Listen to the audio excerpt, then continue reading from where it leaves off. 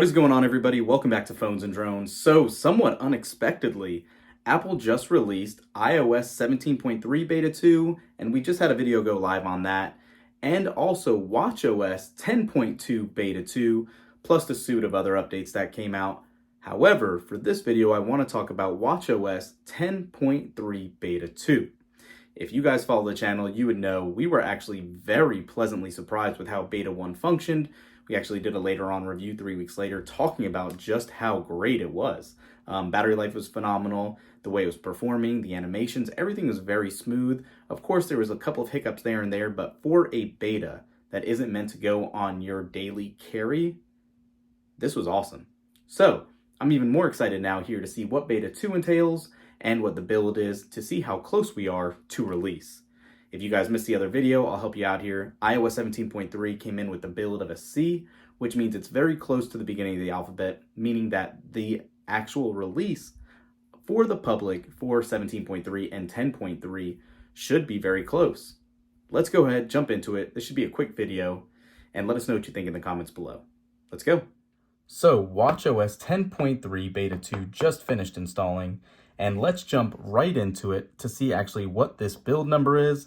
Like we discussed, Beta 2 for iOS 17.3 was a C build, which means that we should be getting pretty close to the actual release date. So, okay, we are running, Beta 2 has a build of 21S5635D. So this is a little behind the C build that we were just talking about from the iOS 17.3 beta.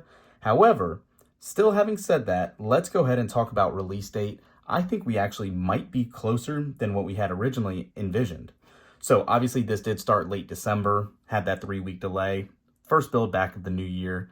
This should be actually getting a third beta, possibly on the 9th next week, or the 16th at the latest, with one of those being the RC build, and then the 23rd or the 30th actually being the public release.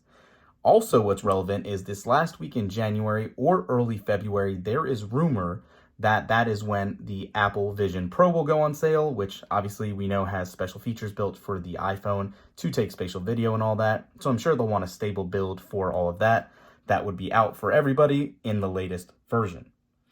Now, having said that, Apple could delay anything. This is all just rumors until it's obviously announced from them. So we don't know, but it is looking like that could be the case. Again, like I said at the beginning, Beta 1 for 10.3 has been really good on battery life. I'm hoping it doesn't take a hit here. Everything from the smart charging to the actual battery life has been great on Beta 1. Hopefully, again, that'll remain on this version. One of the other things to just look at, let's see if we just glance around. Nothing else really new in general. If you missed it, obviously this is nothing new at this point. But obviously the gestures are one of the biggest things here for double tap. And as you can see, nothing else, just a single double tap is the option. If we jump into watch and gestures here, still nothing new for double tap. We're still reserved just for those 4 options: play, pause, skip, advanced, and select for what to do on the smart stack. Still very, very restrictive, unfortunately. Nothing great there, but it's still here nonetheless. We'll test it here in a minute to see how that holds up. But I do want to jump in the feedback app and see if that has been updated yet for the new betas. And all right, it looks like we actually have some new release notes here. Oh, well, we have a release note. So StoreKit has the only resolved issue here. It says resolved an issue where APIs which provide transaction values would unexpectedly fail when the purchase price of the transaction is a very large number. That's a little disappointing that that's all we got. However, like I said, this has worked very well. So to see that that's all they came up with in the 3 weeks is pretty nice nonetheless. So let's throw the watch on like I was saying. Let's go ahead and unlock it. And let's go, first try.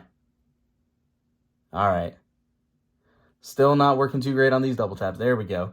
It could be my angle here. There we go. Seems to be on par with exactly how it worked in the other beta. Not too bad. Okay. But it is still intermittent nonetheless. So, aside from that, clearly there's nothing else listed here. we're at an impasse, guys. Looks like beta 2 isn't going to have any new features, at least nothing that we can see quickly enough. Jumping around through the app, you can see it looks like all of the graphics themselves look to be pretty smooth. Looks like the animations are working. That was a little glitchy there, but looks like everything is running as you would anticipate. So that's definitely nice to see. Still working pretty quickly. So I will definitely take this. Apple Store does take a little bit to open. You can see that there's a splash screen here. Continue. So yeah. Okay. Quick short video for you guys today on watchOS 10.3 beta 2. Let us know if you find anything else. If we've noticed anything that warrants another video, we'll do a follow-up. But for now, thanks for watching. We'll catch you in the next one. Peace.